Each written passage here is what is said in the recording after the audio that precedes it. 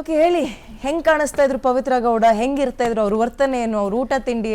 ಹೌದು, ಮಗಳು ವಿಚಾರದಲ್ಲಿ ದಯವಿಟ್ಟು ನನಗೆ ಒಂದು ಬೇಲ್ ಕೊಡಿ ಅಂತ ಕೇಳ್ಕೊಂಡಿದ್ರು ಕೋರ್ಟಲ್ಲಿ. ಊಟ ತಿಂಡಿ ಸರಿ ಆಗ್ತಿಲ್ಲ ಅಂತ ಕೋರ್ಟಿಗೆ ಹೋಗಿದ್ರು. ನಾವು ಅದೇ ಸುದ್ದಿ ಪ್ರಸಾರ ಮಾಡ್ತಾ ಇದ್ವಿ. ನಮ್ಮ ಗಮನಕ್ಕೆ ಏನು ಬರ್ತಾ ಇತ್ತು, ಕೋರ್ಟಿಗೆ ಯಾವ ವಿಚಾರವನ್ನು ಪ್ರಸ್ತಾಪ ಮಾಡ್ಕೊಂಡು ಅಥವಾ ಪ್ರಶ್ನೆ ಮಾಡ್ಕೊಂಡು ಹೋಗ್ತಾ ಇದ್ರು ಬೇಲೆಗೆ, ಅದನ್ನ ನಾವು ಮಾಧ್ಯಮದಲ್ಲಿ ಆಗ್ತಾ ಇದ್ವಿ. ಇದು ಯಾವುದು ಮಾಧ್ಯಮ ಸೃಷ್ಟಿ ಅಲ್ಲ. ಬಟ್ ನೀವು ಹೇಳ್ತಾ ಇದ್ರಿ ಜೈಲೊಳಗೆ ಮೇಕಪ್ ಕಿಟ್ ಇಂದ ಹಿಡಿದು ಎಲ್ಲಾನು ಇದೆ ಪವಿತ್ರ ಗೌಡ. ಎಲ್ಲಾನು ಇದೆ ಮೇಡಮ್, ಪ್ರತ್ಯಕ್ಷವಾಗಿ ನೋಡಿರೋಂಥದ್ದು. ಬಿಕಾಸ್ ನಾನೇ ನೋಡಿರೋಂಥದ್ದು. ಅವಳು ಯಾವ ತರ ಬೆಳಗ್ಗೆಯಿಂದ ಸಂಜೆವರೆಗೂ ರೆಡಿ ಆಗಿರ್ತಾಳೆ, ಯಾವ ತರ ಮೇಕಪ್ ಆಗಿರ್ತಾಳೆ, ಹೆಂಗೆ ಓಡಾಡ್ಕೊಂಡಿರ್ತಾಳೆ, ಪರ್ಸನಲ್ ಅಸಿಸ್ಟೆಂಟು, ಪಾತ್ರೆ ತೊಳೆಯೋರ್ಗೊಬ್ರು, ಬಿಸಿ ನೀರು ತಂದ್ಕೊಡಕ್ ಒಬ್ರು, ಬಟ್ಟೆ ಒಗ್ಯಕ್ ಒಬ್ರು, ಎಲ್ಲಾರನ್ನೂ ಇಟ್ಕೊಂಡು ಇನ್ನೇನು ಬೇಕು? ತಾನ್ ಕೆಲಸ ಮಾಡ್ತಾ ಇದ್ದಾಳ ಪವಿತ್ರ ಗೌಡ. ಹಂಗಾದ್ರೆ ಜೈಲು ಲಾಡ್ಜ್ ಆಗಿದೆ.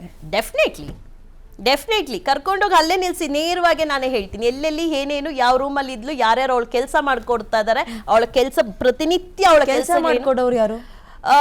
ಇಬ್ಬರಿದ್ದಾರೆ, ಆಶಾ ಮತ್ತೆ ಫಸ್ಟ್ ತಾನ್ಯಾ ಅಂತ ಇದ್ಲು. ತಾನ್ಯಾ ಅನ್ನೋಳು ನಿಮಗೆ ಈ ರೇಪ್ ಅಂಡ್ ಮರ್ಡರ್ ಕೇಸಲ್ಲಿ ಒಂದು ಬಾಂಗ್ಲಾ ಹುಡುಗಿ ರೇಪ್ ಆದ್ಮೇಲೆ ಬಾಟಲ್ ಇನ್ಸರ್ಟ್ ಮಾಡಿ ಒಂದು ಸಜ್ಜಾ ಆಗಿತ್ತು ತಾನ್ಯಾ ಅಂತ. ಆ ಹೆಣ್ಣು ಮಗಳು ಇವಳು ಬಟ್ಟೆ ವಾಶ್ ಮಾಡ್ಕೊಡೋದು. She is a convicted.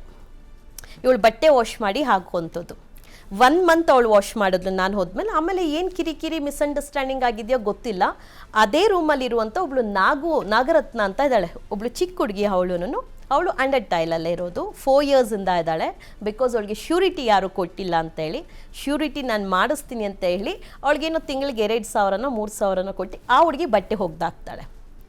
And ಊಟ ತಂದುಕೊಡ್ತಾಳೆ, ಬಿಸಿ ನೀರು ತಂದುಕೊಡ್ತಾಳೆ. ಅವ್ರ ಪರ್ಸ್ನಲ್ ಅಸಿಸ್ಟೆಂಟ್ ಆಗಿ ಒಬ್ಬರು ಆಶಾ ಅನ್ನೋರನ್ನ ಇಟ್ಕೊಂಡಿದ್ದಾರೆ ಅದೇ ರೂಮಲ್ಲಿ ಇರುವಂಥ, ಇಲ್ಲ ವಿಜಯನಗರ ಭಾಗದ ಹೆಣ್ಮಗಳು. ಅವಳು ಒಂದು ಮರ್ಡರ್ ಕೇಸಲ್ಲಿರೋದು. ಪರ್ಸ್ನಲ್ ಅಸಿಸ್ಟೆಂಟ್ ಒಬ್ರು ಡೈರಿ ಇಟ್ಕೊಳ್ಬೇಕು, ವಾಟರ್ ಬಾಟ್ಲ್ ಇಟ್ಕೊಳ್ಬೇಕು, ಅವಳ ಹಿಂದೆ ಹೋಗಬೇಕು.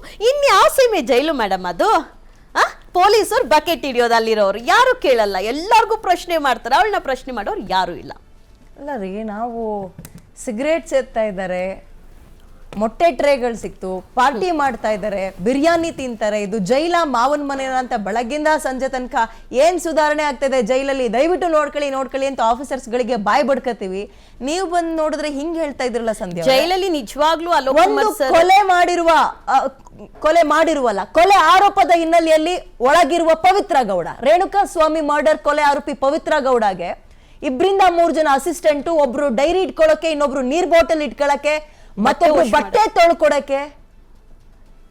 ಈ ವ್ಯವಸ್ಥೆ ನೋಡ್ಕೊಂಡು ಸಿಬ್ಬಂದಿಗಳು ಏನ್ ಮಾಡ್ತಾ ಇದ್ದಾರೆ? ಅವ್ರಿಗೆ ಅವ್ರ ಕೈಲಿ ಕಟ್ ಕಳ್ಸೋದು ಊಟ. ಯಾರ ಹತ್ರ? ಅವ್ರು ಯಾರು ಇಟ್ಕೊಂಡಿದಾರಲ್ಲ ಕೆಲಸ ಮಾಡೋರು, ಊಟ ಪವಿತ್ರರಿಗೆ ಹೋಗುತ್ತೆ. ಬ್ಲೂ ಕಲರ್ ಹಾಟ್ ಬಾಕ್ಸ್ ಅಲ್ಲಿ ಕಳಿಸ್ತಾರೆ. ಮಾರ್ನಿಂಗ್ ಟಿಫನ್ ಕಳಿಸ್ತಾರೆ, ಮಧ್ಯಾಹ್ನ ಊಟ ಕಳಿಸ್ತಾರೆ, ಸಂಜೆ ಬರುವಂತ ಸ್ಟಾಫ್ ಕಳಿಸ್ತಾರೆ. ಯಾರು ಪ್ರಶ್ನೆನೇ ಮಾಡಿಲ್ವಾ ಹಂಗಾದ್ರೆ ಇಲ್ಲಿ ತನಕ? ಅಲ್ಲಲ್ಲ, ಸಿಬ್ಬಂದಿಗಳು ಬೇಡ, ರೈಡ್ ಮಾಡಕ್ ಬಂದಾಗ ಯಾರು ಹೇಳ್ಕೊಟ್ಟಿಲ್ವಾ ನಮಗೆ ಹಿಂಗೆ, ಅವ್ರಿಗೆ ಯಾಕೆ ಹಂಗೆ ಅಂತ ಕೇಳಿ ಭಯ ನಮ್ಗೆ ಯಾಕೆ ಬೇಕು? ಒಂದ್ ಕೇಸಲ್ಲಿ ಬಂದಿದ್ದೀರಿ, ಹೊರಗಡೆ ಹೋಗಿ ಇದ್ರ ಬಗ್ಗೆ ಮಾತಾಡೋದು ನಮ್ಗೆ ಯಾಕೆ ಬೇಕು? ಹೋದ್ರೆ ಸಾಕು. ಭಯ ಫೇಸ್ ಮಾಡೋ ಕೆಪಾಸಿಟಿ ಎಲ್ಲರಿಗೂ ನಂತರನೇ ಏನಾಗುತ್ತೆ ಇರೋದನ್ನ ಹೇಳೋದು. ಭಯ ಯಾಕೆ ಅದ್ರಲ್ಲಿ? ಬಟ್ ಅಲ್ಲಿರುವಂಥವ್ರಿಗೆ ಆ ಭಯ ಅಲ್ವಾ, ಯಾಕೆ ಬೇಕು ನಮಗೆ?